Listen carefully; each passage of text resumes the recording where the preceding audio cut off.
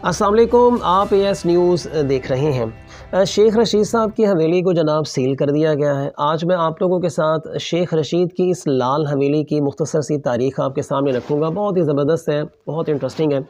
आपको बताऊँगा कि वो कौन सी तवाइफ़ थी जिसकी ये हवेली थी, और फिर शेख रशीद इसके मालिक कैसे बने, उस तवाइफ़ को ये हवेली किसने बनवा कर दी, उनकी मुलाकात आपस में कैसे हुई, ये सब हिस्ट्री आप लोगों के साथ शेयर करूँगा। बहुत इंटरेस्टिंग है। और इसके अलावा एक स्कैंडल शेयर करूंगा 139 कनाल ज़मीन के हवाले से, जो शेख रशीद ने बेची, किसको बेची, कितने पैसों में बेची, आखिर उसकी मालियत क्या थी। एक स्कैंडल आप लोगों के साथ मुख्तसर सा शेयर करूंगा। लेकिन सबसे पहले मैं आपको ये भी बताऊंगा कि इमरान खान साहब अपनी रेड लाइन थोड़ी ज़्यादा क्रॉस कर गए हैं। और मैंने इससे पहले भी एक वीडियो में आप लोगों के साथ शेयर किया था कि इमरान खान साहब एक बहुत बड़ी आइनी मिस्टेक कर चुके हैं, जिसकी वजह से मोहसिन नकवी पंजाब के निगरान वज़ीर आला भी बन चुके हैं, और पंजाब असम्बली भी इनके हाथ से जा चुकी है, खैबर पख्तूनख्वा असम्बली इनके हाथ से जा चुकी है, और जो कौमी असम्बली है पाकिस्तान की, उसमें से भी इनको निकाल दिया गया है। तो अब ये सड़कों के ऊपर हैं और इनके अगेंस्ट एक शिकंजा कसा जाएगा। इमरान खान साहब के गिर्द जो है वो घेरा तंग किया जाएगा, आगाज़ किया जाएगा इनके करीबी साथियों से। जैसे कि आपने देखा फवाद चौधरी से जनाब इसका आगाज़ किया गया है, किस तरह उस बंदे को सड़कों पर ज़लील किया गया, कपड़ा डाला गया उसके ऊपर। और फिर परवेज़ इलाही के घरों में छापे मारे जा रहे हैं। परवेज़ इलाही के एक बहुत ही करीबी साथी हैं जी, मोहम्मद खान भट्टी साहब। इनको भी आप देखिएगा अनकरीब पकड़ भी लिया जाएगा, उनके ख़िलाफ़ केसेस का आगाज़ भी हो चुका है। और फिर हैरान कुन हक़ाइक़ जनाब आपके सामने आने वाले हैं मोहम्मद खान भट्टी के हवाले से, कि कितना पैसा किधर से किधर जाता रहा, कैसे जाता रहा, क्या होता रहा, ये सब कुछ होगा। 11 इंक्वायरियाँ होने वाली हैं जी मोहम्मद खान भट्टी साहब के हवाले से, ये कुछ ही दिनों में सामने आ जाएंगी। और फिर आप देखेंगे कि इन इंक्वायरियों के बाद परवेज़ इलाही आप देखिएगा कि इमरान खान साहब के ख़िलाफ़ बयान देते भी आपको नज़र आएंगे। ये कहते भी नज़र आएंगे कि हमने तो इमरान खान साहब को बहुत रोका था कि आप फ़लाँ स्टेप ना लें, असम्बलियाँ ना तोड़ें, ये ना करें, वो ना करें। ये सब कुछ सामने आएगा। और इसके अलावा वो कौन कौन से लोग हैं जो खान को कुछ ही दिनों में छोड़ेंगे और फिर इनके ख़िलाफ़ बयान देते नज़र आएंगे, वो मैं आप लोगों के साथ नाम शेयर करूँगा। ब्रिगेडियर एजाज़ शाह भी देखिएगा जी, कुछ ही दिनों में इमरान खान के ख़िलाफ़ बातें करेंगे। शाह महमूद कुरैशी करेंगे, परवेज़ खटक, अली जैदी, हमाद अज़हर। और अब आप देख लीजिए कितने करीबी साथी हैं इमरान खान के। ये देखिएगा कुछ ही अरसे में ये कैसे कैसे सच बोलेंगे कि पाकिस्तान तहरीक इंसाफ के कारकुनान तक जो हैं वो हैरान हो जाएंगे कि ये कौन से सच हैं जो हमारे सामने आ रहे हैं। तो ये तो था मुख्तसर, मैंने आपको बताया कि इमरान खान साहब ने चूँकि रेड लाइन क्रॉस की है और इन्हें ये नहीं करनी चाहिए थी। अब इनके अगेंस्ट क्या होगा, PDM इस्टेब्लिशमेंट के साथ मिलकर क्या करने वाली है, ये आइंदा आने वाले दिनों में आपको पता चल जाएगा। आगाज़ इसका हो चुका हुआ है। शेख रशीद का जनाब एक स्कैंडल आप लोगों के साथ शेयर करूंगा। शेख रशीद साहब ने 139 कनाल ज़मीन सेल की है जी, रिंग रोड के साथ। ये आपने देखा था पिंडी में पिछले दिनों में रिंग रोड का एक स्कैंडल बना था, और उसमें शेख रशीद ने 139 कनाल ज़मीन सेल की है जी। मलिक तहसीन साहब है जी कोई, उनको ये सेल की गई है। और इस मज़े की बात यह है कि जिस जगह पर ये ज़मीन थी, एक कनाल की वहाँ पे कीमत बेसिकली थी 5 लाख रुपया, जबकि शेख रशीद ने इसे 45 लाख रुपए पर कनाल के हवाले से इसको मलिक तहसीन को सेल की। और फिर सेल करने के बाद मलिक तहसीन साहब को एक एयरलाइन का जो है वो लाइसेंस भी जारी किया गया। मलिक तहसीन साहब ने कहाँ से अमाउंट पे की, कैसे ज़मीन को परचेज़ किया गया, बाद में उन्होंने कहाँ पर सेल की, वो पैसा कहाँ कहाँ घूमा, ये सारा एक स्कैंडल खुलने वाला है शेख रशीद के अगेंस्ट। और अब आप ख़ुद देख लें, गो कि ये ज़मीन भी इनकी ठीक है, वो 2 नंबर वाली ज़मीन नहीं है, पैसे भी इनको बिल्कुल ठीक मिले हैं, लेकिन 5 लाख की ज़मीन इन्होंने 45 लाख के हिसाब से सेल की। अब आप देख लें कि रातों रात इस बंदे ने तकरीबन 60 करोड़ रुपया एक्स्ट्रा अमाउंट शेख रशीद साहब ने जो कमाई है। तो ये तो सिर्फ इनकी एक दिहाड़ी है। अब आप अंदाज़ा लगा लें, ये तो पता नहीं कितनी दिहाड़ियाँ लगाते हैं। दिहाड़ियाँ लगाने तो आते हैं, मेरा और आपको जो बेड़ा गर्क हुआ इन्हीं दिहाड़ियों की वजह से हुआ होगा। तो ये सारा स्कैंडल एक खुलने वाला है जी मलिक तहसीन अवान साहब के हवाले से। तो ये सारा कुछ आपके सामने आएगा, आप देखिएगा कुछ ही दिनों में आपको पता चलेगा। अब जनाब मैं आपको बताऊंगा कि लाल हवेली की मुख्तसर सी बड़ी रोमांटिक किस्म की हिस्ट्री आप लोगों के सामने मैं शेयर करूंगा। पाकिस्तान बनने से पहले यहाँ पे बड़े सगीर में एक बहुत ही बड़े एक ताजर थे जिनका नाम धनराज सहगल था। वैसे भी आपने सहगल ख़ानदान भी आपने सुना होगा। धनराज सहगल चूँकि बहुत ही अमीर बंदा था, हवेलियाँ बनाकर ये रहा करते थे। ایک بار یہ سیالکوٹ آتا ہے، اور آپ کو پتہ ہے کہ جو امیر بندے ہیں بعض انہیں ناچ گانا اور مجرے وغیرہ دیکھنا اور ڈانس دیکھنا انہیں بڑا شوق ہوتا ہے، گانے سننے کا بھی.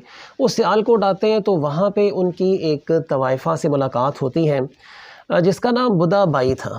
سیالکوٹ میں ان کی ملاقات ہوتی ہے، ان کا گانا سنتے ہیں، ان کا ڈانس دیکھتے ہیں، محبت ہو جاتی ہے، اور پھر دھن راج سہگل صاحب جو ہے وہ اس طوائفہ سے یعنی بدھا بائی سے جو ہے وہ شادی کر لیتے ہیں. اب دھن راج جو ہے وہ یہ ہندو بندہ تھا جبکہ بدھا بائی مسلمان تھیں. سو دھن راج سہگل نے پھر پنڈی میں یعنی راول پنڈی میں بدھا بائی کو ایک حویلی بنا کر دی، جو پھر بطور تحفہ اس بدھا بائی کو پیش کی گئی. بدھا بائی وہاں پہ رہا کرتی تھیں. پھر پاکستان بن گیا اور دھن راج سہگل کو پاکستان چھوڑ کر جو ہے وہ ہندوستان جانا پڑا. انہوں نے بدھا بائی یعنی اپنی وائف سے کہا کہ بھی تم بھی میرے ساتھ چلو، تو بدھا بائی نے جانے سے انکار کر دیا. انہوں نے کہا کہ نہیں، میں راول پنڈی سے باہر نہیں جا سکتی اور پاکستان کو بھی میں نہیں چھوڑ سکتی، چونکہ میں مسلمان ہوں، میں یہیں پر ہی رہوں گی. یہ حویلی بہت بڑی بنائی گئی تھی. اس میں اس وقت دھن راج سہگل نے ایک مسجد بھی بنوائی تھی اور ساتھ ساتھ ایک مندر بھی تھا. اب تو خیر مسجد تو باقی رہ گئی ہے چونکہ مسجد کو حویلی سے سیپریٹ کر دیا گیا ہے، البتہ جو مندر ہے وہ آہستہ آہستہ جو ہے وہ وہاں سے ختم ہو گیا. اب دھن راج سہگل صاحب تو جی وہاں سے چھوڑ کر چلے گئے، پیچھے بدھا بائی اکیلی رہ گئی، اور بدھا بائی کے ساتھ ان کا ایک بھائی رہا کرتا تھا. اور کچھ عرصے کے بعد یہ مشہور ہو گیا وہاں پر کہ دھن راج سہگل اپنا بہت بڑا خزانہ، اصل خزانہ وہ یہاں اس حویلی میں چھپا کر گیا ہے. سو وہ دوبارہ واپس آئے گا، اپنے اس خزانے کو نکالے گا، پھر سے اپنے کاروبار کا آغاز کرے گا. سو بہت سارے چوروں ڈاکوؤں نے ان کے گھروں میں جو ہے وہ چوریاں کرنا سٹارٹ کر دیں. ایک رات چور آتے ہیں جی ان کے گھر میں اور ان کے بھائی کی اس میں ہاتھا پائی میں یا کسی بھی وجہ سے جو بھائی کا جو ہے وہ وہاں پر ان کی ڈیتھ ہو جاتی ہے چوری کے دوران. چوری کے دوران کے بھائی کی ڈیتھ ہو جاتی ہے. چور ساری حویلی کی تلاشی لیتے ہیں، انہیں کوئی خزانہ نہیں ملتا، پھر وہ چلے جاتے ہیں. بدھا بائی بہت پریشان ہوتی ہیں اور بزنس بھی ان کا ختم ہو گیا، چونکہ کوٹھا تھا ان کا وہ بھی ختم ہو گیا، اور اس کے بعد جو ہے وہ لوگوں نے ان کو تنگ بھی کرنا سٹارٹ کر دیا. بدھا بائی ایک رات اپنی حویلی سے باہر نکلتی ہیں اور پھر دوبارہ کبھی حویلی میں واپس نہیں آتی. میں آپ کے ساتھ یہ بھی شیئر کروں گا کہ بدھا بائی کا ایک بیٹا بھی تھا، لیکن اس سے پہلے یعنی بیٹا حویلی میں کب آیا اور اس نے حویلی میں آ کر کیا کہا شیخ رشید کو، یہ بھی آپ لوگوں کے ساتھ شیئر کروں گا. لیکن اس سے پہلے آپ کو مختصراً یہ بھی بتا دوں کہ شیخ رشید اس حویلی کی بیک سائڈ پہ ایک گلی ہے جی، وہاں پہ رہا کرتے تھے، وہاں پہ پیدا ہوئے پاکستان بننے کے بعد. اسی حویلی کے آگے پیچھے بھاگتے رہے اور اسی حویلی کے سامنے سے گزرتے بھی رہے کالج جانے کے لیے، اسکول جانے کے لیے.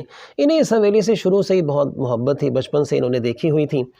سو ان کی بڑی خواہش تھی کہ یہ حویلی میرے پاس ہونی چاہیے. پھر شیخ رشید صاحب کالج کے زمانے میں پالیٹکس میں آ گئے، سیاست میں آئے. جب سیاست میں آئے تو آہستہ آہستہ کچھ پیسہ ہاتھ میں آیا، اور پھر کچھ عرصے کے بعد پتہ چلا کہ شیخ رشید نے اس حویلی کو 5 لاکھ روپے کے عوض جو ہے وہ خرید لیا گیا ہے. کچھ ڈاکومنٹس بنے اور ڈاکومنٹس میں یہ تھا کہ 5 مرلے کی زمین حویلی کی شیخ رشید صاحب کے نام ہے، اور پھر 5 مرلے کی زمین اپنے نام لگوا کر آہستہ آہستہ اس پوری حویلی پر شیخ رشید صاحب نے قبضہ کر لیا. اور یاد رکھیے گا یہ شروع سے حویلی کا رنگ لال نہیں تھا، عام طور پہ جیسے عام اینٹوں سے جو ہم گھر بناتے ہیں پاکستان میں اس حوالے سے تھی. بعد میں شیخ رشید نے جب اس پر قبضہ کر لیا تو اس کی اینٹوں پر لال رنگ کروا کے اس کے اوپر لال حویلی لکھ دیا تاکہ وہ جو اس کی پرانی ہسٹری ہے وہ کسی طریقے سے ختم کر دی جائے. شیخ رشید صاحب ہی بتاتے ہیں ایک پروگرام میں، وہ کہتے ہیں کہ جی میرے پاس ایک بندہ یہاں پر آتا ہے جو بہت بڑے آفیسر تھے پاکستان کے. وہ میرے پاس آگے کہتے ہیں کہ میں بدھا بائی کا بیٹا ہوں، آپ مجھے بدھا بائی کا بیڈ روم دکھا دیں. اب وہ ان کو ان کے بیڈ روم میں لے کے جاتے ہیں. وہ بندہ جو بہت بڑا آفیسر تھا، میں اس کا بھی نام شیئر نہیں کروں گا، وہ وہاں پر بیٹھ کر بہت روتا ہے. وہ کہتا ہے کہ میں بدھا بائی کا بیٹا تھا اور بیٹا ہوں، اور جو ہے میری پیدائش بھی اسی حویلی میں ہوئی تھی. پھر وہ حویلی کی دیواروں کو دیکھتا ہے، روتا ہے، اور پھر وہ وہاں سے چلا جاتا ہے. یعنی اس کا مطلب یہ ہوا کہ بدھا بائی کے اولاد آج بھی زندہ ہیں، لیکن اس نے کسی قسم کا کوئی دعویٰ نہیں کیا کہ یہ حویلی ہماری ہے، ہمیں دے دی جائے. چونکہ بدھا بائی چھوڑ کر چلی گئی، دنیا کی چیز تھی، دنیا میں رہ جانی ہے. بدھا بائی ایک نیک انسان تھیں اس وجہ سے کہ ان کے بیڈ روم میں انہوں نے اپنے بیڈ روم کے اندر ایک سینٹنس لکھا ہوا تھا، ایک فقرہ لکھا ہوا تھا ایک دیوار کے اوپر کہ میں دنیا کی ہر چیز دوسروں کے ساتھ شیئر کر سکتی ہوں، لیکن اپنا ایمان اور اپنا مذہب میں کسی کے ساتھ شیئر نہیں کر سکتی. یعنی وہ ایک ایماندار خاتون تھیں. گو کہ وہ طوائفہ تھیں، لیکن ساری طوائفیں غلط نہیں ہوتیں، کچھ مجبوری کے اندر بھی یہ کام کر رہی ہوتی ہیں. سو بدھا بائی ایک نیک خاتون تھی. میرا جہاں تک خیال ہے انہوں نے حویلی کو چھوڑ کر دین والی زندگی کا آغاز کیا ہوگا، اللہ والی زندگی کا آغاز کیا ہوگا. وہ جہاں بھی ہیں اللہ تعالیٰ ان کی مغفرت فرمائے اور ان کے درجات بلند کریں۔ یہ کچھ ہسٹری جناب میں نے آپ لوگوں کے ساتھ شیئر کی۔ آپ سب اپنا اور اپنے آس پاس کے لوگوں کا بہت سارا خیال رکھیے گا۔ اللہ حافظ۔